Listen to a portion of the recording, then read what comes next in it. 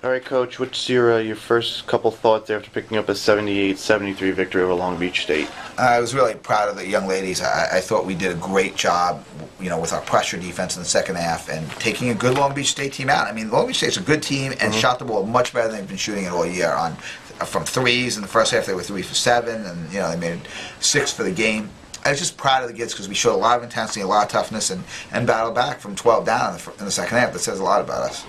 Take a look at how the way the game went. We talked about this in the pregame, where D'Amica was leading the team when you guys weren't coming up with victories, and Christina was picking up the lead when you guys were winning the game. Now it's a little bit where D'Amica and Christina are now playing together. Is that kind of where you envision the team to be, where both of them are kind of equal? Yeah, I think so, and I think I think it's still Chris's team, obviously, but I think D'Amica's as a scorer right there, but I think it's just we're only 6 games in, and we've played good teams. We haven't played a team that, my God, they're just awful. Right. You know what I mean? Right. I mean, I look at, Bryant's won 3 in a row since we beat them. North Carolina A&T went and beat Liberty and Clemson. I mean, and beat Siena by double digits.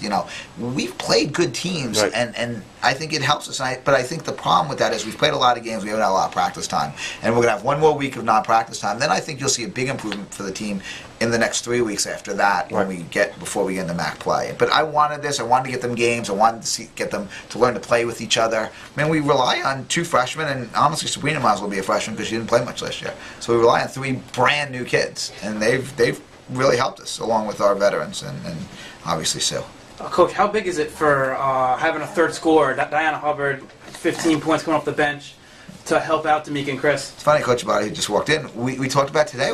Diana's a good player, right. And you know what? I think if you notice when we played well, North Carolina A&T, and some of these other games, Diana has played well, and she wasn't playing to her abilities. And I would say we both challenged her before the game today, and she responded, and not just with her 15 points.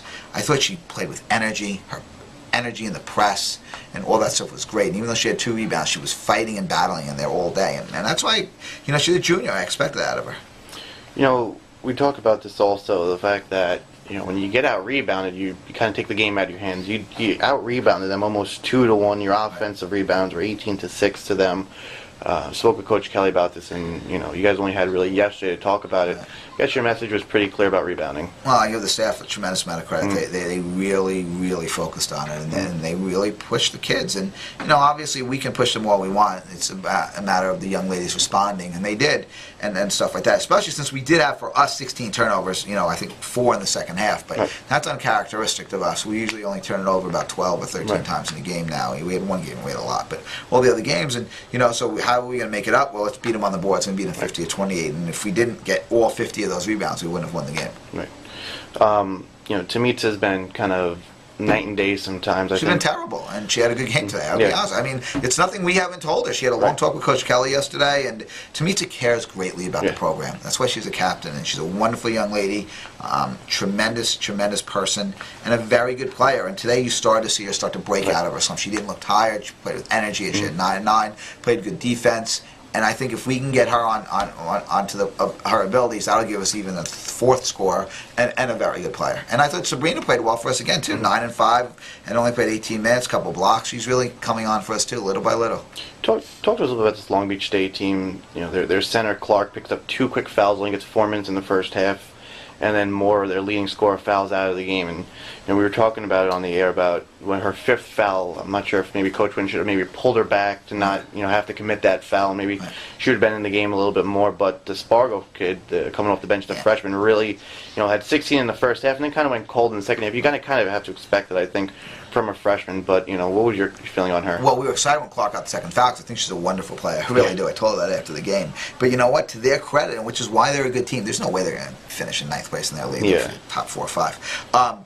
Spargo really came in and gave them a boost, and I was saying this to our staff even at halftime. I'm like, geez, why can't we get someone off the bench to give us that 10, 12-point boost? And you know what? Diana Hubbard's there, and Alicia Powell played wonderful. The best game of the year. I know she only scored 2 points, but 4 assists, 4 rebounds, tremendous energy. She played like the way she can. And I think if she continues to play like this, you'll see her points go from 2 to 4 to 8 to 10. She'll be another scorer for us. But yeah, I give them credit getting back to them. Their freshmen are good players, And I love Clark as a sophomore, and they have some good guards, and they're well coached. I mean, they mix it up a lot. I mean, it was very difficult for us at times. We didn't know if they were in man or zone, or what their presses were, and they played last night at 7 o'clock, and for them to come in with this much energy and this well says a lot about their staff and about those young ladies as people. They're great competitors. They really are. Yeah, maybe talk a little about their coach.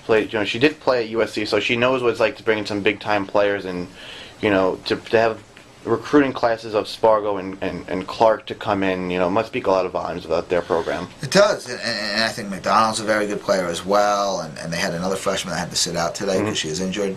Unfortunately, we have to go there next year, and they're going to be a very good team, right. And we're going to be obviously, good as well, but it's going to be a great test for us, and I think, one of the things that they bring that we're trying to match is a lot of energy, and we didn't match that in the first half, and in the second half we did, and I think you could see in the second half we can play with that energy all the time, and I think we have a chance to be a good basketball team. I really do. Yeah, Coach, what do you think? You just touched on the intensity in the second half. What do you think it is always like in the first half? It seems like at the beginning of the season where we don't come out with that energy immediately in the first half. Mike, that's a good question. And North Carolina A&T we did, and obviously Villanova we did too because we led for most of the first half. But we've really gone into a funk since then. So I don't know. It's something I'm going to probably address with the captains tomorrow because, clearly you don't want to put yourselves in a hole. And, fortunately we've been at home and the crowd's gotten behind us. Again, not a great crowd, 600 people, but very loud. Very, very loud. And again, I think it gives us energy. And since our next 5 games are on the road, we're not getting that intensity. So I think we've got to address that and find a way. Maybe we need to press more aggressively early. I don't know, but I know we play 4 real good teams coming up. So maybe talk about the road a little bit.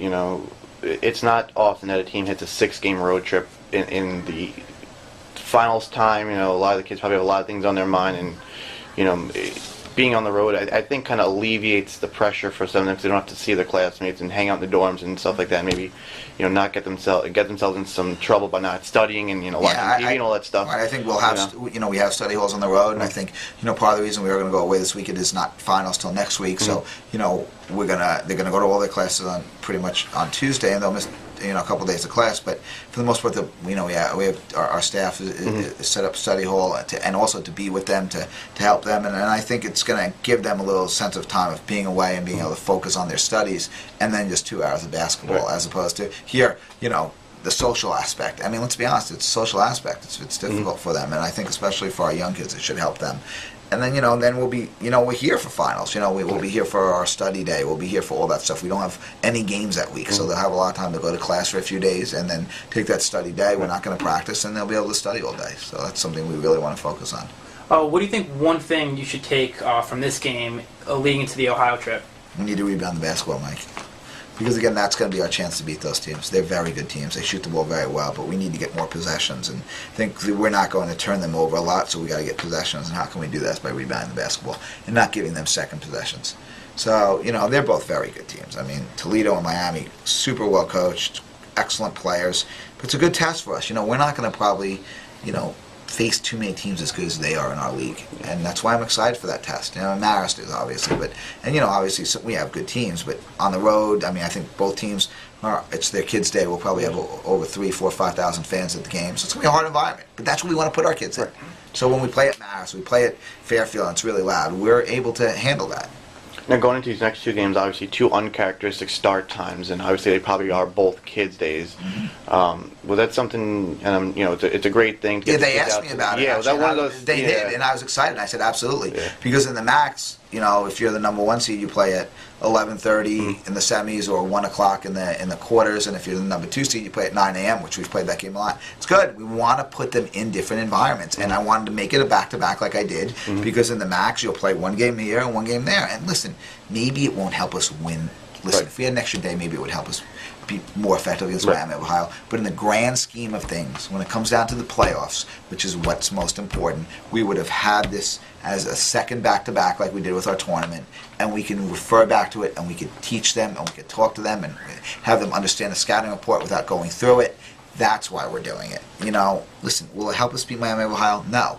But it might help us win a MAC semifinal game, and that's really the most important thing.